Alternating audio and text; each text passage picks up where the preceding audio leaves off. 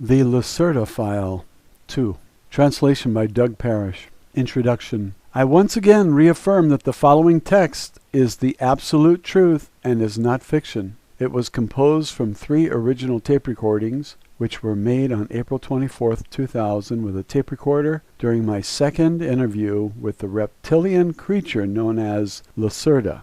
At Lacerta's request, the original text of 31 pages was revised and shortened up to deal with some questions and answers. Some existing questions were partially shortened or amended. It was even undertaken to extract message and significance from it. This part of the interview either was not mentioned or was not mentioned completely in the transcript. Deals primarily with personal issues, paranormal demonstrations, the social system of the reptilian species, and alien technology and physics. The reason for the shifting of the date and time of the second meeting was a possible observation and surveillance of my own person after the publication of the first transcript. Although everything was attempted on the advice of Lacerta to keep my identity a secret, just 2 days after the dissemination of the document abroad, various unusual events took place. Please don't think that I am paranoid. However, I believe that the publication of the interview has drawn either official attention or the attention of some organization to me. Up until this time, I usually regarded people who believed that they were being followed by the state to be nothing more than jokers. But now I have begun to revise my ideas on that since events in January. It began with a failure of my telephone for several hours. When the phone became operational once again, there were quiet echoes and strange clicking and whirling sounds when I made calls. A defect could, ostensibly, not be found anywhere. Overnight, important data disappeared from my hard drive and my computer. The testing program reported defective sectors where, strangely enough, there were only data which dealt with illustrations and completed textual material from the interview. These defective sectors also contained material of a paranormal nature in the field of my research. Fortunately, the material was also stored on floppy. In addition, I discovered by pure chance that some hidden data in a likewise hidden directory index. The name which appeared on the data and the directory index was E72UJ. A friend who was a computer expert could not make anything of this designation, and when I was about to show it to him, the directory index had disappeared. One evening my apartment door was standing wide open. My TV set was running, and I'm absolutely confident that I had turned the TV set off. A minivan with British markings and the imprint of a Europe-wide supermarket chain parked in front of my house. I noticed the same minivan again on several occasions, traveling at a distance behind my car. Even when I visited the town of, 65 kilometers away. When I returned, the car was on the other side of the street once again. I never saw anyone get into or out of the car. A knock on the door of the vehicle and on the tinted windows caused no reaction of any kind. After about 2 weeks, the minivan disappeared again. When I informed EF personally about these events, he suggested that I change the place and date of the meeting in order to assure our own and Lacerta's safety. The meeting took place on April 27, 2000, in another isolated location. It was unobserved as far as I can determine. Once again, all this may sound strange and paranoid, like a fantasy from a cheap science fiction film. However, I can only repeat to and assure the reader once again, all of this is the unadulterated truth. Believe my words or don't believe them, these things have happened, and they will continue to happen whether you believe it or not, until it is too late. Our civilization is in danger. Oli K., May 3rd, 2000. Transcript of the interview, shortened version, date April 27, 2000. Comment by Oli K. The meeting began with an appraisal of diverse questions and opinions which I had gotten from readers of the first transcript in anonymous fashion through distribution from my trustworthy friends. Some of these opinions, altogether there were over 14 pages of paper, contained comments shaped by everything from a radically religious to a fanatical tendency to welcome contact with a reptilian species. Some of these comments contained stereotypical phrases like servants of hell or species of the evil one. I don't want to go into any kind of detailed description here, since I don't want to pass on further any false and radical realm of thought.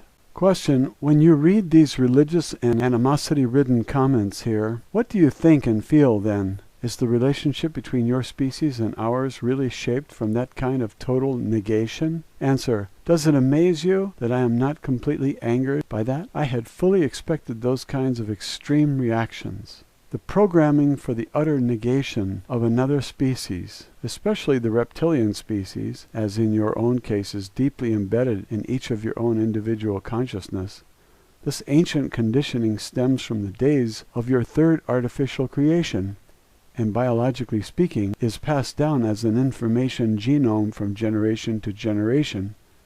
The identification of my species with the powers of darkness was a primary intention of the Elohim, who liked seeing themselves in the role of the powers of light, something which in and of itself represents a paradox, since that humanoid species was extremely sensitive to your sunlight. In case you were expecting me to act offended, I guess I'll have to partially disappoint you. These obscure intentions are not really your fault. You simply follow, for the most part, what you have inherited from your ancestors. It is indeed actually somewhat disappointing that many of you develop no especially strong individual self-conscious, for this would help you overcome the conditioning. As I already said, we were in direct contact in the last several centuries with some of your more primitive human tribes. These tribes had themselves succeeded in breaking their old creation programming. They were able to meet with us without tension, hate, and total rejection. Apparently, many of your modern civilized individuals are not in a position to think of their own, but rather let themselves be guided by programming and religion, which is also a manifestation of that ancient programming and part and parcel of the plan of the Elohim. Therefore, comments of that kind I'd sooner regard as amusing than irritating. They simply confirm, in large measure for me, my suppositions about your defined mode of thinking. Question: therefore you are not the species of the evil one, as was remarked earlier? Answer: how am I supposed to answer that? Your people still think according to a simple and completely inappropriate scheme of generalizations. Simply put, there are absolutely no purely evil species. There exist in every terrestrial and extraterrestrial species alike, both good and evil individuals. It's even true of your own people, but there are no such thing as an absolutely evil species.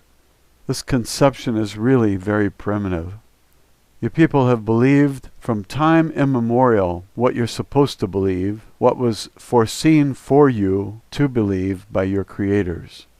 Every well-known species, even the more highly developed ones, consists of a great number of individual consciousnesses. At least a portion of the consciousness is an individual. Even though there are connecting fields of consciousness, these self-sufficient spirits are able to decide freely for themselves a lifestyle which is either good or evil, according to your own human standards.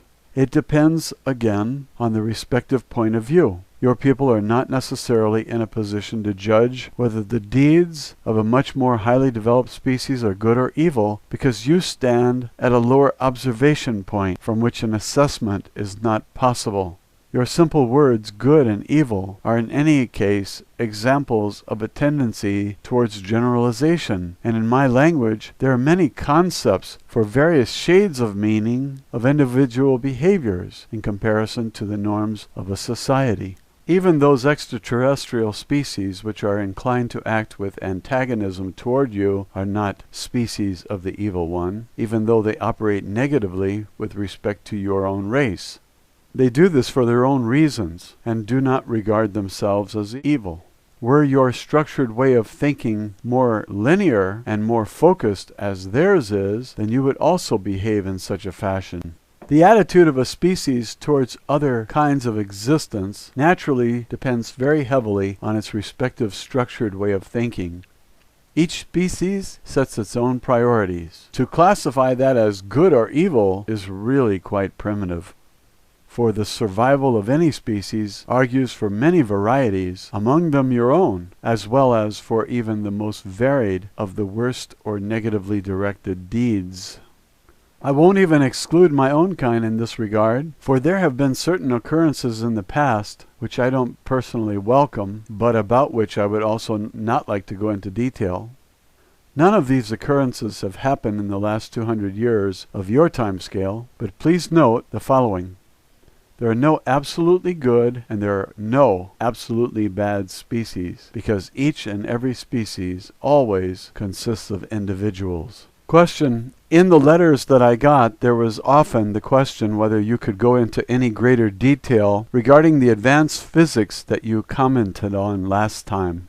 Many people said your words made no sense. For example, how do UFOs function? How do they fly? How do they perform the maneuvers that they do? Answer. I ought to explain that to people? That's not all that simple. Let me think about it for a minute. I always have to use very simple words in order to make clear to you the basic principles of a higher kind of science. Let's try this. You have to be clear about some fundamental facts. The very first thing is that you must divide up the conception of the physical world because each existence consists of different layers. Let's say for simplicity's sake that it consists of a material illusion and a sphere of influence.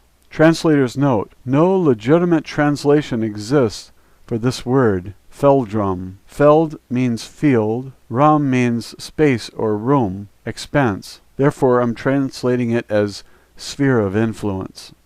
Certain physical conditions are associated only with the realm of the material, as in concrete, while other and more complicated conditions are associated only with the sphere of influence of the material world. Your conception of the physical world is based upon a simple material illusion. That illusion is further subdivided into three elementary or basic conditions of matter. A fourth and very important condition also exists, which you simply pay attention to, more or less, as you choose. It is the one bordering on the sphere of influence, or plasma realm. For you, the theory for a controlled transformation or an elevation of the frequency of matter, and the stable existence of this fourth aggregate condition of matter, is not very common, or it exists at a very primitive level. As an aside, there are simply 5 states of matter, but the post-plasma state would really be going too far, and it would only serve to confuse you. Besides, it is not necessary for an understanding of the basic theory. It is connected with diverse phenomena which you would characterize as paranormal. Now back to the essentials. Plasma now, with plasma I don't mean just hot gas, as the concept is generally simplified by your people, but rather I mean a higher aggregate of condition of matter. The plasma state of matter is a special form of matter which lies between its real existence and the sphere of influence, that is, a complete loss of mass and pure accretion of energy of various forms whenever matter is pushed or shoved. Note, no explanation was given for the use of the word pushed, shoved, as used in this context. Your guess is as good as mine.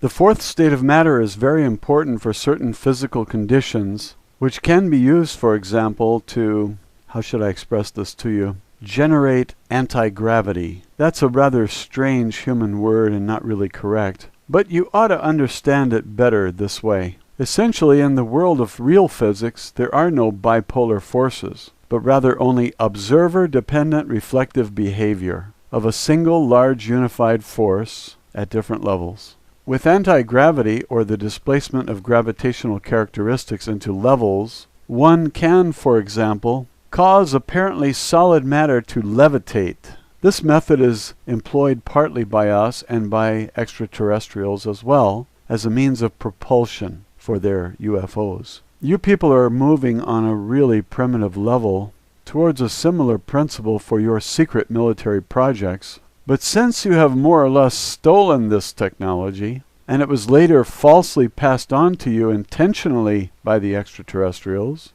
you lack the real physical understanding. As a result, you have to struggle with problems of instability and radiation with your UFOs. According to my information, there have been a great number of deaths of your people because of intense radiation and field disturbances.